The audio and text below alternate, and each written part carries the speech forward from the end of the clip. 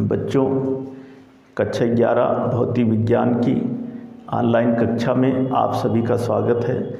जैसे कि आप लोग इस समय चैप्टर पृष्ठ तनाव के बारे में पढ़ रहे हैं, इसी क्रम में आज का जो टॉपिक है वह है केशिकात द्वारा जल का पृष्ठ तनाव ज्ञात करना अथवा केशनली में द्रव के उन्नयन के सूत्र का निगमन। केशनली जो होती है उसमें द्रव कितनी ऊंचाई तक चढ़ता है उसकी ऊंचाई का के सूत्र का निगमन करना है, यही इस टॉपिक में है। तो हम मान लेते हैं, जैसे कि हम ये देखिए पहले से ही आपके सामने ये चित्र बना दिए। मान लेते हैं कि माना कोई कांच की केशनली किसी जल में ऊर्ध्वाधर खड़ी है और जब कांच की केशनली को जब जल में ऊर्ध्वाधर खड़ा किया जाता है तो उस जल के पृष्ठ तनाव के कारण उस केशनली के भीतर जल जो है वह ऊपर तक चढ़ता है, और जिसको कि हम मान लिए हैं कि माना स्मॉल एच ऊंचाई तक वह ऊपर तक चढ़ता है। और ऐसी स्थिति में केशनली के भीतर जो जल का तल है वह अवतल हो जाता है। पृष्ठ तनाव के कारण ही केशनली में जल जो है वह ऊपर तक चढ़ता है, जिसको हम T से प्रदर्शित करते हैं। इसके अवतल पृष्ठ पर जो गोल परिधि है, गोल परिधि 2πr पर पृष्ठ तनाव के बराबर बल, उसकी एकांक लंबाई पर बल कार्य करता है। कहने मतलब गोल परिधि 2πr की एकांक लंबाई पर पृष्ठ तनाव T के बराबर बल कार्य करता है। यदि कांच की केशनली और जल के बीच जो स्पर्श कोण है वह थीटा है, जैसे कि यहाँ पर हमने दिखाया है। तो ऐसी स्थिति में इस बल T को दो घटकों में वियोजित करने पर एक घटक T साइन थीटा प्राप्त होता है, और जबकि दूसरा घटक T कॉस थीटा। घटक T साइन थीटा गोल परिधि 2πr की एकांक लंबाई पर बाहर की ओर कार्य करता है, जबकि घटक T कॉस थीटा इस गोल परिधि की एकांक लंबाई पर ऊपर की ओर कार्य करता है। तो इस प्रकार यहाँ पर कहेंगे कि ऊपर की ओर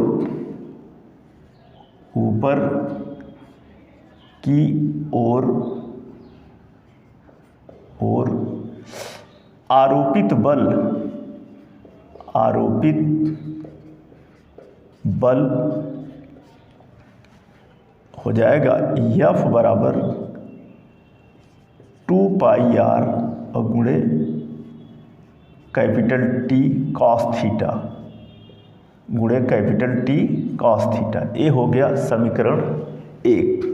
मतलब जो बल है जो कि पृष्ठ तनाव के बराबर इस गोल परिधि की एकांक लंबाई पर जो कार्य करता है, जो कि पृष्ठ तनाव T के बराबर होता है, इस बल T को जब हम दो घटकों में वियोजित करते हैं तो मैंने कहा कि T साइन थीटा घटक जो है वह गोल परिधि की एकांक लंबाई पर बाहर की ओर कार्य करता है, जबकि घटक T कॉस थीटा इस गोल परिधि 2πr पर ऊपर की ओर कार्य करता है या लगता है। तो इस प्रकार ऊपर की ओर आरोपित बल F जो है वह 2πr into T cos theta. अब यहीं पर आगे ये तो चित्र B में जैसे मैंने दिखाया 2πr into T cos theta. अब यहाँ पर हम आगे ज्ञात करते हैं, क्योंकि हमें केशनली में द्रव के उन्नयन के सूत्र का निगमन करना है। तो आगे लिखेंगे कि केशनली में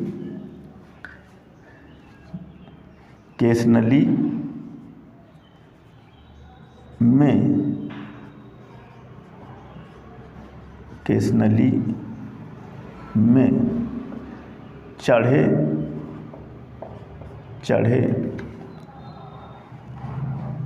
द्रव स्तंभ चढ़े द्रव स्तंभ का आयतन क्या होगा? V बराबर द्रव स्तंभ का आयतन V बराबर, यहाँ पर इसका हमने फिगर ए फिगर बी, इस फिगर सी को देखते हैं। फिगर सी के ही माध्यम से हम यह ज्ञात करेंगे। यहाँ पर हमने इसके लिए अलग से स्पष्ट रूप में दर्शाया है उस गोल परिधि को। तो केसनली में चढ़े हुए द्रव स्तंभ का जो आयतन है वह बराबर हो जाएगा, ये जैसे यहाँ पर देख रहे हो कि यहाँ से लेकर के यहाँ तक ये बेलनाकार केसनली में द्रव जो है वह ऊपर चढ़ा है, यह जो है बराबर हो जाएगा यह बेलनाकार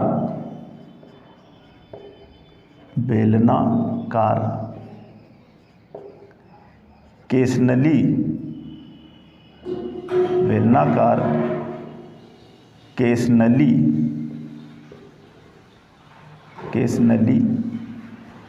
में स्मॉल h ऊंचाई तक चढ़े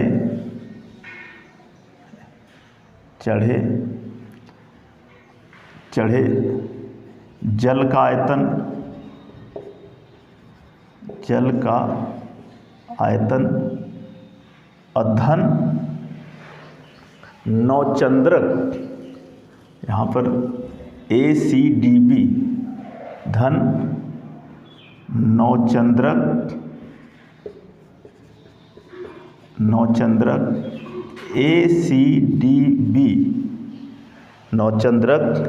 ACDB में भरे द्रव का आयतन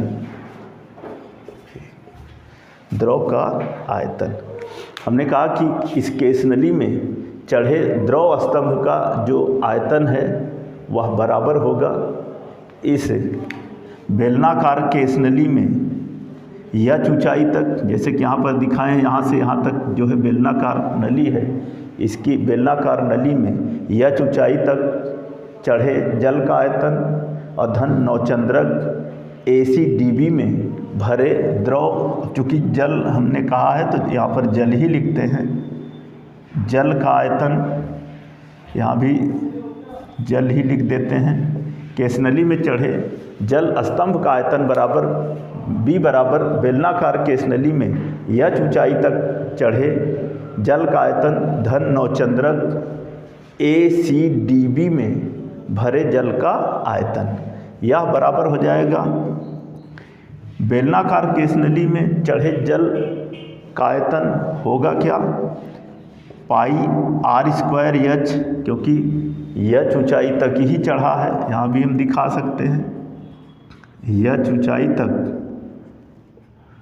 बेलनाकार नली में जल जो है वह ऊपर चढ़ा है, तो हो जाएगा पाई r² h और धन ब्रैकेट के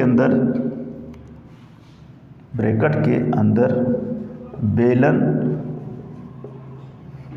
या बेलनाकार नली। यहाँ पर था कि नौचंद्रक ACDB में भरे जल का आयतन यह बराबर हो जाएगा ABDC, बेलनाकार नली ABDC में जल का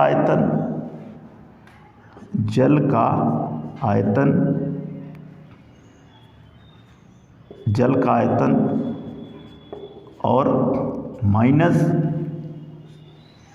गोलार्ध AEB में जल का आयतन। यहाँ पर देखिए, ध्यान दीजिए, नौचंद्रक ACDB में भरे जल का आयतन ACDB में भरे जल का आयतन वह बराबर होगा किसके, ABDC में जल का आयतन और माइनस गोलार्ध AEB में भरे जल का आयतन, माइनस गोलार्ध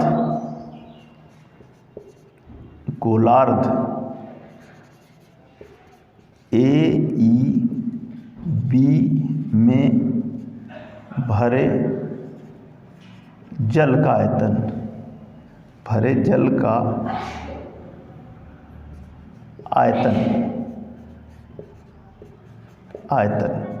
या बराबर हो जाएगा पाई आर स्क्वायर एच, यही है रहेगा ही। बेलनाकार नली ABDC में, यहाँ पर ABDC तो इसकी त्रिज्या है small R, small H, small R ऊंचाई तक इस गोल इसके अंदर भरा भी है, तो हो जाएगा धन ब्रैकेट के अंदर pi r square r, pi r square r और माइनस 2/3 पाई आर क्यूब। गोलार्ध AEB का जो आयतन होगा वह 2/3 पाई आर क्यूब। और आगे इसको लिखेंगे बराबर पाई आर स्क्वायर एच और धन ये हो जाएगा pi r cube minus 2/3 pi r cube, या हो जाएगा बराबर पाई आर स्क्वायर एच और धन इसको जब सॉल्व करेंगे तो हो जाएगा 2/3 pi r cube minus 2 pi r cube और पूरे को बट्टे 3 बराबर हो जाएगा पाई आर स्क्वायर एच और धन pi r cube 1/3 pi r cube, धन 1/3 पाई आर क्यूब। ये हो गया।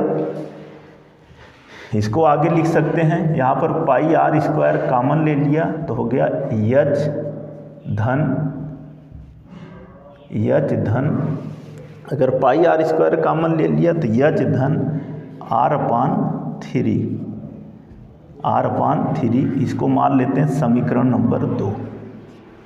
समीकरण नंबर 2 तो यहाँ पर ऊपर की ओर आरोपित बल F बराबर 2 पाई R into T cos theta, समीकरण 1। फिर हमने कहा कि केस नली में चढ़े जल स्तंभ का आयतन V बराबर केस नली में स्मॉल h ऊंचाई तक चढ़े, यहाँ पर आप लिख देंगे कि तक चढ़े जल का आयतन बराबर नौचंद्रक ACDB में भरे जल का आयतन, फिर यह पाई आर स्क्वायर एच के बराबर होगा। बेलनाकार नली ABDC में जल का आयतन माइनस गोलार्ध AEB में जल का आयतन मान रखा, कैलकुलेट किया, आया पाई आर स्क्वायर ब्रैकेट में H धन स्मॉल R/3। ये था केस नली में चढ़े जल स्तंभ का आयतन। अब इसी के आगे जो है ज्ञात करते हैं कि ये तो आयतन हो गया, यदि जल का घनत्व जो है आगे लिखेंगे, यदि जल का घनत्व रो हो तब क्या हो जाएगा, तब हो जाएगा ऐसी स्थिति में द्रव्यमान या ऐसी स्थिति में केस नली में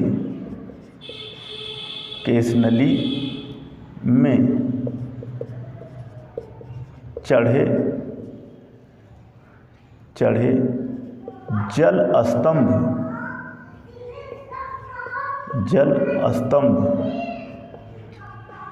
केस नली में चढ़े जल स्तंभ का द्रव्यमान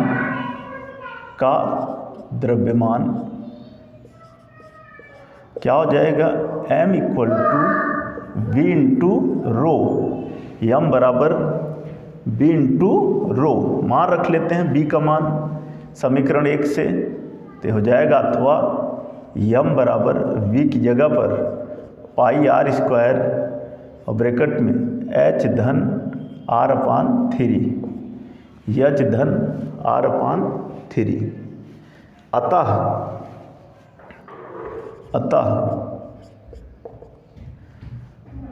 केसनली में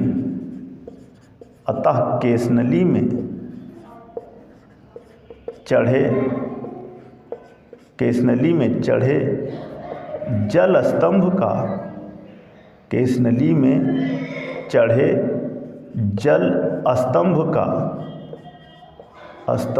का भार mg बराबर f और यह बराबर हो जाएगा mg बराबर f, तो यह बराबर होगा m की जगह पर ही पाई आर स्क्वायर h धन r अपान 3 इंटू रो और g इंटू रो जी। ये हो गया समीकरण नंबर 3। यहाँ पर हमने केसनली में चढ़े जल स्तंभ का आयतन निकाला है, पाई आर स्क्वायर ब्रैकेट में h धन स्मॉल r अपान 3। फिर आगे कि यदि जल का घनत्व रो हो तब केसनली में चढ़े जल स्तंभ का द्रव्यमान यम बराबर आयतन गुणे घनत्व मान रखा। फिर आगे निकाला कि अतः केसनली में चढ़े जल स्तंभ का भार mg बराबर f, जो कि बराबर होगा पाई आर स्क्वायर ब्रैकेट में h धन r अपान 3 इंटू रो जी। तो ये है समीकरण नंबर 3। आप कहेंगे कि संतुलन की अवस्था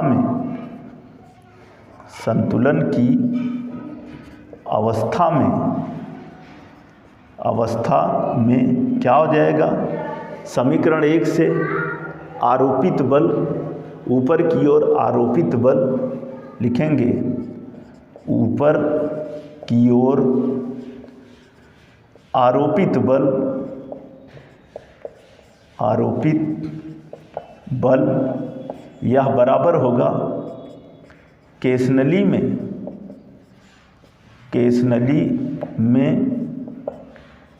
चढ़े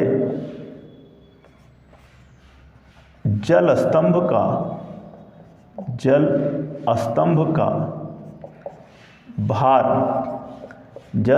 का भार। ऊपर की ओर आरोपित बल जो है वह केसनली में चढ़े जल स्तंभ के भार के बराबर होगा, तो हमने बराबर कर लिया। मान रख लेते हैं अथवा 2 पाई आर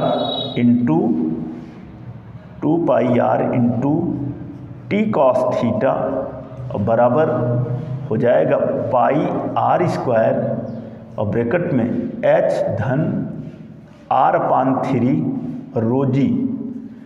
मान रख लिया 2 पाई आर गुणे टी कॉस थीटा बराबर पाई आर स्क्वायर ब्रैकेट में h धन r अपान 3 रो जी।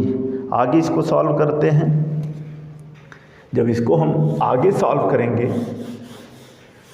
तो देखते हैं कि उन्नयन का सूत्र क्या आता है, या द्रव के पृष्ठ तनाव का सूत्र भी प्राप्त हो जाएगा उसी की मदद से। यहाँ पर पाई से पाई कटा, आर से आर कटा, और बचेगा क्या, पाई आर अगर कट जाएगा तो बचेगा अथवा 2t कॉस थीटा बराबर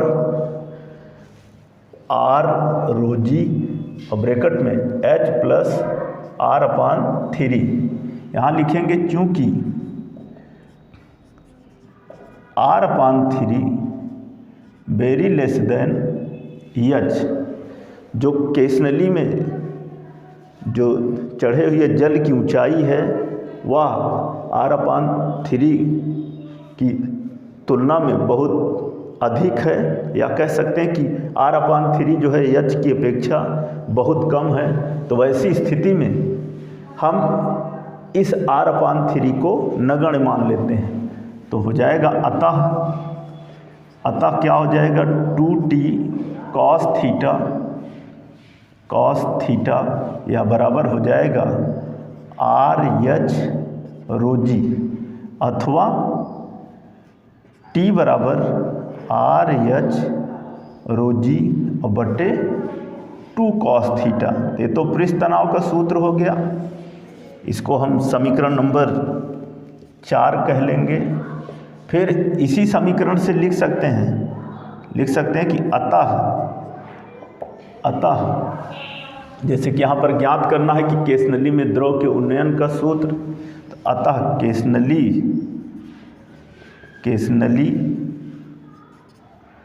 में द्रव का उन्नयन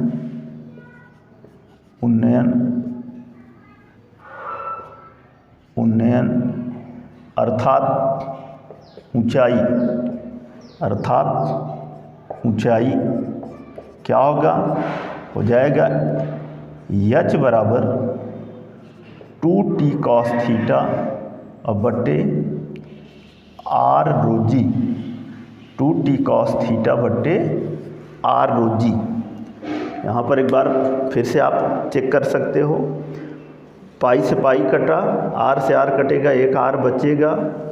तो ऐसी स्थिति में यहाँ 2t cos theta left side में बचा, r ρg और h धन r/3 h की अपेक्षा बहुत सूक्ष्म है, तो ऐसी स्थिति में r/3 जो है वह नगण्य होगा। तो बचेगा क्या, 2t cos थीटा बराबर RH ρg अथवा t बराबर RH ρg बटे 2 cos थीटा। तो ऐसी स्थिति में तो पृष्ठ तनाव का सूत्र हुआ, जिसमें वह केशनली जिस द्रव में या जल में जो खड़ी की गई है उस द्रव का जो पृष्ठ तनाव है वह t बराबर RH ρg बटे 2 cos थीटा। अतः केशनली में इसी सूत्र की सहायता से ही कह सकते हैं कि अतः केशनली में द्रव का उन्नयन अर्थात ऊंचाई h इक्वल टू क्या होगा, 2t cos थीटा बटे RH ρg। तो ये है समीकरण नंबर 5। अब यदि थीटा जो है वह 90 अंश से कम हो, तो ऐसी स्थिति में जो cos थीटा का मान है वह धनात्मक होगा, और जब cos थीटा का मान धनात्मक होगा तो जो ऊंचाई है उसका भी मान धनात्मक होगा। और ऐसी स्थिति में जल जो है या द्रव जो है उस केशनली में ऊपर तक चढ़ेगा, या उस केशनली में ऊपर तक चढ़ेगा या ऊपर की ओर चढ़ेगा। यहाँ पर हम कह सकते हैं विशेष स्थितियाँ,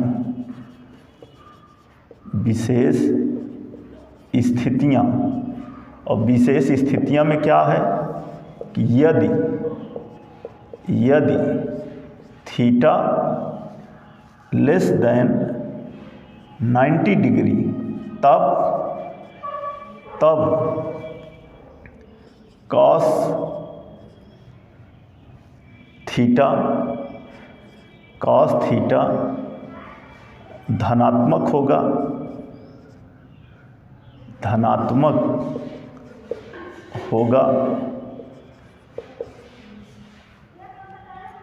cos थीटा धनात्मक होगा तथा h भी धनात्मक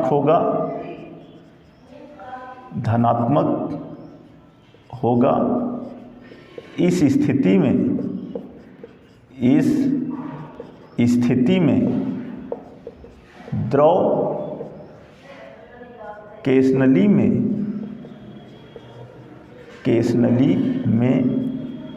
ऊपर की ओर चढ़ेगा,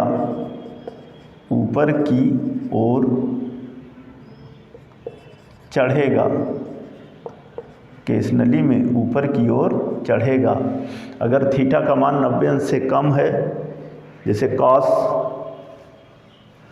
30 अंश, cos 45 अंश, cos 60 अंश, cos 90 अंश, तो ऐसी स्थिति में ये धनात्मक होगा और जब धनात्मक होगा तो यच भी धनात्मक होगा। जब यच धनात्मक होगा तो ऐसी स्थिति में जो द्रव है वह केस नली में ऊपर की ओर चढ़ेगा।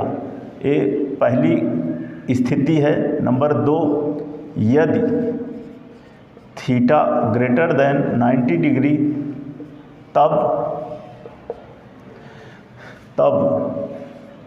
कॉस थीटा ऋणात्मक होगा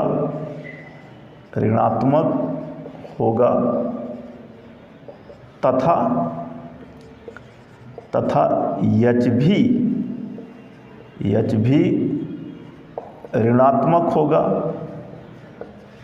ऋणात्मक होगा। इस स्थिति में द्रव केस नली में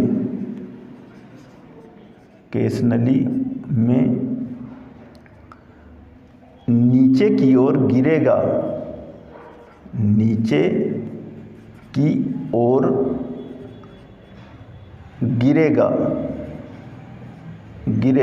अर्थात केस नली के अंदर जो द्रव का तल है वह बाहर के तल की अपेक्षा नीचे की ओर गिरेगा।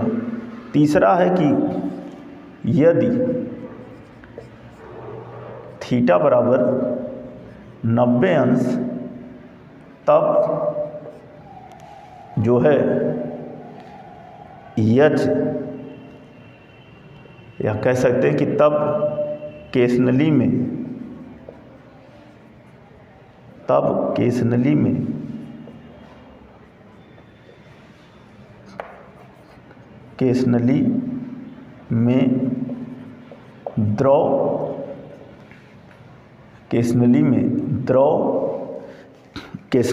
द्रव ना तो ऊपर की ओर, ना तो यदि थीटा 90 अंश तब केस नली में द्रव ना तो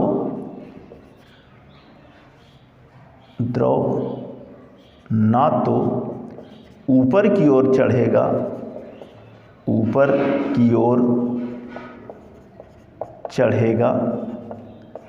और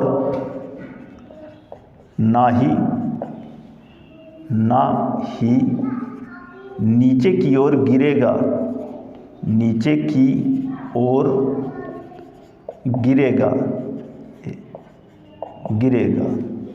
ना तो नीचे की ओर गिरेगा। तो ये था विशेष स्थितियाँ, जिसमें पहला कहा गया कि यदि थीटा जो है 90 अंश, यदि थीटा लेस देन 90 अंश तब कॉस थीटा धनात्मक होगा और तब यच भी धनात्मक होगा, और इस स्थिति में द्रव केस नली में ऊपर की ओर चढ़ेगा। और यदि थीटा 90 अंश से कम है तो कॉस थीटा ऋणात्मक होगा तथा यच भी जो है वह ऋणात्मक होगा। इस स्थिति में केस नली में जो द्रव का तल है वह बाहर के तल की अपेक्षा नीचे गिरेगा। और यदि थीटा बराबर 90 अंश है तो केस नली में द्रव ना तो ऊपर की ओर चढ़ेगा और ना ही नीचे की ओर गिरेगा।